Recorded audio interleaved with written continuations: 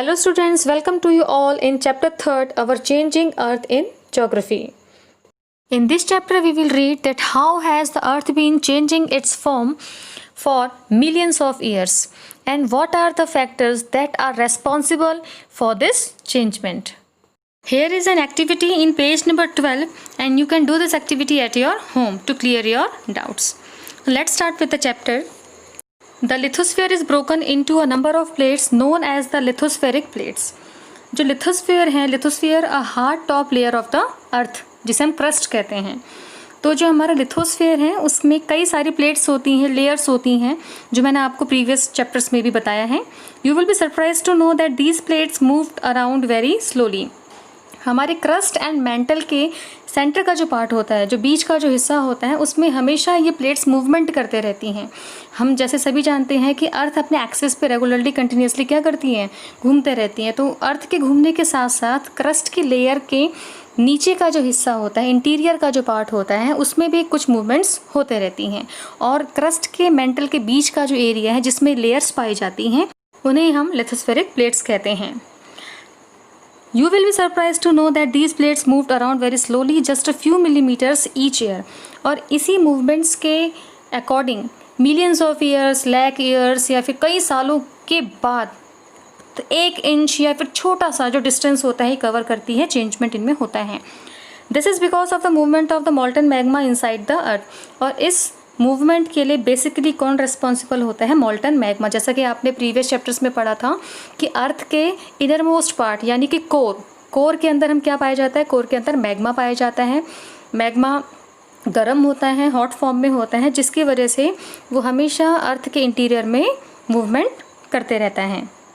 The movement of these plates causes changes on the surface of the अर्थ. और इन्हीं movements की वजह से अर्थ के क्रस्ट के अंदर जो प्लेट्स में मूवमेंट्स होते रहती हैं, इन्हीं के वजह से क्रस्ट के अपर पार्ट में यानी क्रस्ट के ऊपरी सतह में, जिसमें ह्यूमन बींग सर्वाइव करते हैं, इसमें चेंजेस आते हैं. आपने देखा होगा कि ऑल ओवर द वर्ल्ड या फिर आप अपने लोकल एरिया की बात करें, मासी की बात करें, तो क्रस्ट का जो लेवल है हर जगह एक जैसा नहीं है. कहीं ऊँचे पहाड़ हैं तो कहीं पे मैदानी खेत भी हैं. तो ये सब इन्हीं मूवमेंट्स की वजह से होता है. The earth movement are divided on the basis of the forces which cause them. जो अर्थ की मूवमेंट्स होती हैं उन्हें हम उनके फोर्स के अकॉर्डिंग डिवाइड करते हैं. The forces which act in the interior of the earth are called as endogenic forces and the forces that work on the surface of the earth are called as exogenic forces. जो forces अर्थ के interior में यानी कि crust के अंदर movement करती हैं या फिर क्रस्ट के अंदर चेंजमेंट करती हैं, that is called endogenic, interior में. एंड एक्सोजेनिक मतलब होता है बाहर. जो फोर्सेस बाहर की ओर प्रेशराइज करती हैं किसी भी मूवमेंट को, that is called exogenic forces. Endogenic forces sometimes produce sudden movement and at the other times produce slow movements. Sudden movements like earthquakes and volcanoes cause mass destructions over the surface of the earth. आपने अक्सर देखा होगा जब भी earthquake आता है, भूकंप आता है, तो अर्थ के इंटीरियर में, क्रस्ट के इंटीरियर में मूवमेंट होती है, जिसकी वजह से हमको शिवरिंग, थोड़ा सा कंपन, ऐसा लगता है कि आपका घर हिल रहा है या फिर ज़मीन हिल रही है. और वॉल्केनोज़ के बारे में भी आपने देखा होगा कि वॉल्केनो भी अर्थ के इंटीरियर से आउटर साइड में ब्लास्ट होते हैं. इस पिक में फिगर 3.2 में आपको वॉल्केनो का एक डायग्राम दिया गया है जिसे आप इजीली समझ सकते हैं. और volcano is a went opening in the earth crust through which molten material erupt suddenly. अब आप इस डायग्राम में देख सकते हैं वेंट एक ऐसा पोर्शन है वॉल्केनो का जहाँ से अंदर का जो पिघला हुआ, जो मेल्टेड जो आपका मैग्मा है वो बाहर की ओर ब्लास्ट होता है, फूटता है. इसे हम वेंट कहते हैं, ओपनिंग पार्ट. सिमिलरली ठीक ऐसे ही when the lithospheric plates move the surface of the earth vibrates. जिस तरीके से लिथोस्फेरिक प्लेट्स में जब मूवमेंट होती है तो हमारी अर्थ की जो क्रस्ट है, जो ऊपर की लेयर है, वाइब्रेट यानी कि कांपती हैं. The vibration can travel all round the earth. These vibration are called earthquakes. और इसी तरीके की जो मूवमेंट है, जो वाइब्रेशन है या शिवरिंग है, कंपन है, जो अर्थ का हिलना जो हम महसूस करते हैं, इसे हम अर्थक्वेक कहते हैं. The place in the crust where the movement start is called the focus. Now you can see in figure 3.3. यहाँ आपको ये बताया गया है कि किस तरीके से अर्थ के इंटीरियर में अर्थक्वेक होता है। अर्थक्वेक जहाँ से स्टार्ट होता है, जो स्टार्टिंग पॉइंट होता है, यहाँ पिक में देख सकते हैं, उसे फोकस कहा जाता है। The place on the surface above the focus is called the epicentre. और फोकस के ऊपर का जो पोर्शन है, सीधे ऊपर के साइड जो है राउंड आप फिगर देख रहे हैं, ये आपका एपिसेंटर है। Vibration travel outwards from the epicentre.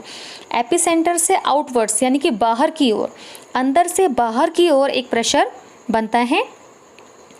From the epicentre as waves, एक वेव्स के रूप में। Greatest damage is usually closest to the epicentre and the strength of the earthquake decrease away from the centre. अब इसमें ये कहा जा रहा है कि सबसे ज़्यादा अर्थक्वेक की वजह से जो नुकसान होता है, यानी अगर फोकस वाले एरिया में कोई जगह आती है, मान लीजिए कोई यहाँ पे गांव है, तो उसी एरिया में ज़्यादा नुकसान होगा।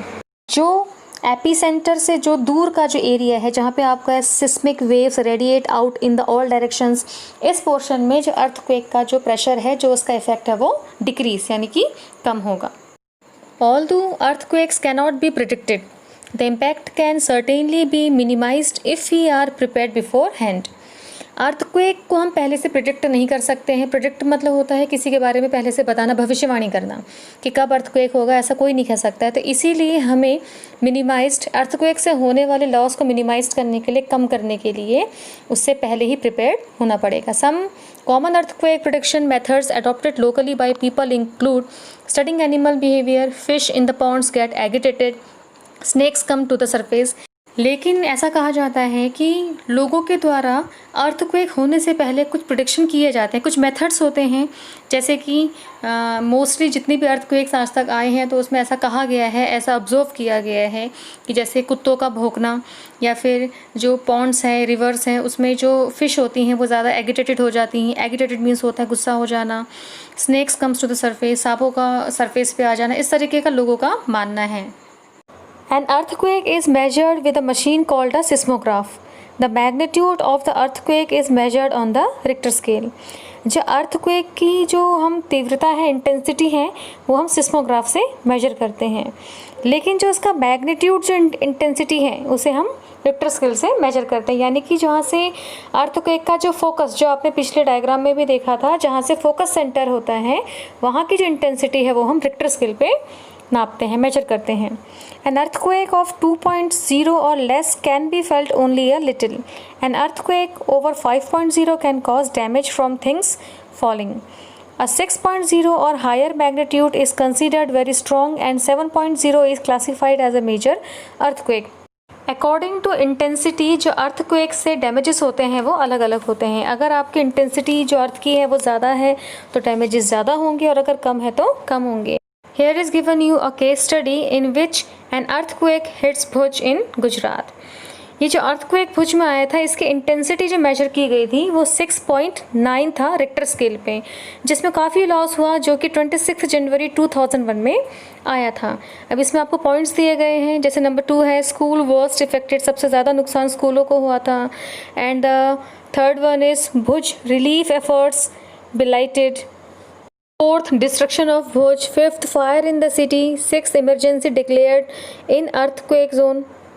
तो हम देख सकते हैं कि अर्थ के इंटीरियर में होने वाली जो मूवमेंट्स होती हैं उसकी वजह से कई बार, जैसे अर्थक्वेक है, वॉल्केनो है, ऐसे जो आपके नेचुरल जो इंसिडेंट होते हैं उनकी वजह से काफ़ी डैमेजेस भी उठाने पड़ते हैं। So here is your homework and you have to write down these question answers in your rough notebook. Thanks for watching.